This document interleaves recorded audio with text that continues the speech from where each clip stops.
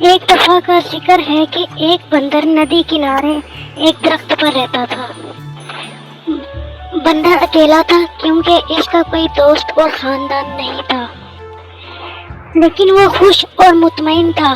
درخت نے اس کو کھانے کے لیے میٹھا جامن کا پھل دیا تھا۔ اس نے اسے دھوپ سے، سایہ اور بارش سے پناہ بھی دی تھی۔ ایک دفعہ ایک مگرمچھ دریا میں تیر رہا تھا۔ وہ بندر کے درخت کے نیچے آرام کرنے کے لیے کنارے پر چڑھ گیا۔ ہیلو، بندر نے اس کو پکارا، جو کہ ایک دوستانہ برتاؤ کرنے والا جانور تھا۔ ہیلو، مگرمچھ نے حیران ہوتے ہوئے اس سے پوچھا، مجھے کھانا کہاں سے مل سکتا ہے؟ میں نے سارے دن سے کچھ نہیں کھایا اور میں بھوکا ہوں۔ اب آپ سوچ رہے ہوں گے کہ مگرمچھ بندر کو کھا جانا چاہے گا، لیکن یہ بہت شفیق اور شریف مگرمچھ تھا، اور یہ خیال اس کے ذہن میں کبھی نہیں آیا۔ میرے درخت میں بہت سارے جامن ہیں، کیا آپ کھانا چاہیں گے؟ بندر نے مگرمچھ سے پوچھا۔ بندر خود بھی بہت مہربان تھا۔ اس نے جامن کا کچھ پھل مگرمچھ کی طرف نیچے پھینک دیا۔ مگرمچھ اتنا بھوکا تھا کہ اس نے تمام جامن کھا لیے۔ حالانکہ مگرمچھ عام طور پر پھل نہیں کھاتے، اسے میٹھا میٹھا پھل بہت پسند آیا اور گلابی گھوٹے نے اس کی زبان کو جامنی بنا دیا۔ جب مگرمچھ اپنی مرضی کے مطابق جامن کھا چکا تو بندر نے کہا کہ آپ جب بھی جامن کھانا چاہیں تو واپس آ جائیں۔ جلد ہی مگرمچھ ہر روز بندر کے پاس آتا اور جلد ہی دونوں بہت اچھے دوست بن گئے۔ وہ باتیں کرتے، ایک دوسرے کے ساتھ جامن کھاتے اور مزے مزے کی کہانیاں سناتے ایک دوسرے کو۔ ایک دن مگرمچھ نے بندر کو اپنی بیوی اور اپنے خاندان کے بارے میں بتایا۔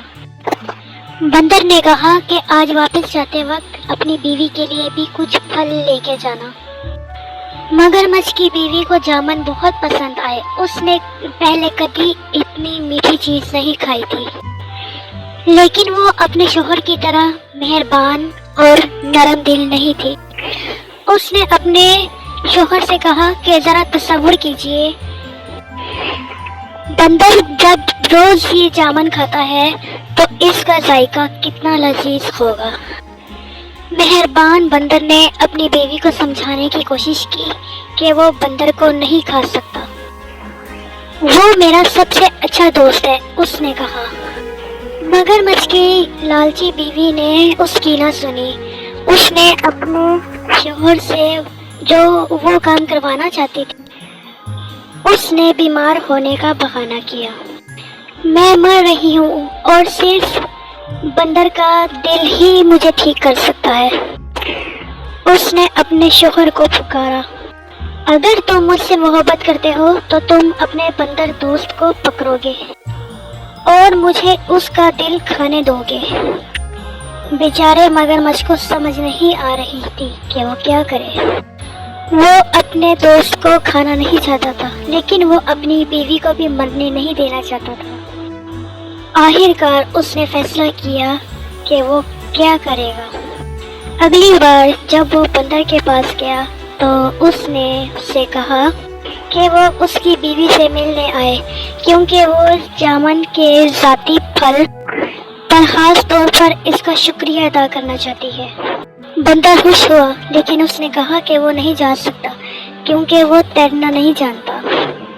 مگرمچھ نے کہا، اس کی فکر نہ کرو، میں تمہیں اپنی پیٹھ پر لے کر جاؤں گا۔ بندر راضی ہو گیا اور کود کر مگرمچھ کی پیٹھ پر بیٹھ گیا۔ جب وہ کنارے اور جامن کے درخت سے بہت دور پہنچے تو مگرمچھ نے کہا کہ مجھے بہت افسوس ہے، مگر میری بیوی بہت بیمار ہے اور کہتی ہے کہ بندر کا دل ہی اس کا علاج ہے۔ مجھے ڈر ہے کہ مجھے تمہیں مارنا پڑے گا۔ اور میں ہماری باتوں کو بہت یاد کروں گا۔ بندر نے جلدی سے سوچا اور کہا کہ پیارے دوست، مجھے تمہاری بیوی کا سن کر بہت افسوس ہوا ہے۔ مجھے خوشی ہے کہ میں اس کی مدد کر سکوں گا، لیکن میں نے اپنا دل جامن کے درخت پر چھوڑ دیا ہے۔ کیا ہم واپس جا سکتے ہیں تاکہ میں وہاں سے اپنا دل لے سکوں؟ مگرمچھ نے بندر کی بات مان لی اور وہ واپس مڑ کر تیزی سے جامن کے درخت کی طرف تیرنے لگا۔ جب وہ درخت کے پاس پہنچے تو بندر نے جلدی سے چھلانگ لگائی اور درخت پر چڑھ کر بیٹھ گیا۔ بندر نے مگرمچھ سے کہا، میں نے سوچا تھا کہ آپ میرے بہت اچھے دوست ہیں۔ کیا تم نہیں جانتے کہ ہم اپنے دل کو اپنے اندر رکھتے ہیں؟ میں اب کبھی تم پر بھروسہ نہیں کروں گا اور نہ ہی کبھی تمہیں اپنے درخت کا پھل دوں گا۔ چلے جاؤ یہاں سے اور کبھی واپس نہ آنا۔ مگرمچھ نے اپنے آپ کو بہت بے وقوف محسوس کیا۔ اس نے ایک اچھے دوست اور میٹھے پھل کے درخت کی فراخمی بھی کھو دی تھی۔ بندر نے خود کو بچا لیا تھا کیونکہ اس نے جلدی سے سوچ لیا تھا